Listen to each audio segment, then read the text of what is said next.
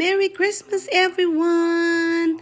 So Christmas naman gyud mga silingan, no? So busy kayong mga katawhan dari kay we have a lunch gathering dari sa balay, and every year it's a tradition namo nga imbitahon ang parents ni Kulas. So kami lang, very simple celebration, and then we're giving gifts to each other nga na. So lipay kay si Kate and she's very excited.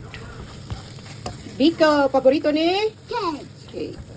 So, nakagawa na ako ng biko kay may batang Biko, lami kaayo. Oo, nag-request talaga siya ng biko. You think it is ready, but it is almost ready. Yeah, it's almost ready. Now, I'm gonna turn it up on the fire and... Little bit fire. So, lagi bata nga nag-atang kay gusto biko. Biko! So, naidukot ang akong biko, guys. Biko! So, normal mag-yun sa ato ano nga. Ito slow sa kanang caramel, so. Lami kaayo! Lami kaayo! Lami kaayo!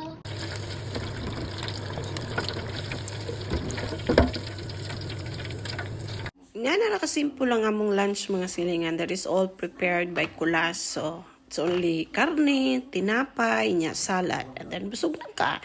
And then, after na mo mag-lunch mga silingan is, tradition na yun na mo, there's balay nga nami giving gifts. Mama is always the Santa Claus. So, ako ang nagapanghatag og gifts mga silingan. Kasi I'd love to give special things sa ako ang family. So, yes, it's not expensive, very simple, pero happy sila nga naka-receive sa akong mga gifts. And then, after na ay batang nagsayaw-sayaw. You can tell we are going. Papa's of a mom. You can tell we are going. You can tell we are going. Papa's of a mom. You can tell we are going. You can tell we are going. Oh, I'm glad hiding. It's shining. We're going up. Papa's up. Tell we are going. Cheers for 2020. It's okay. Cheers for 2026.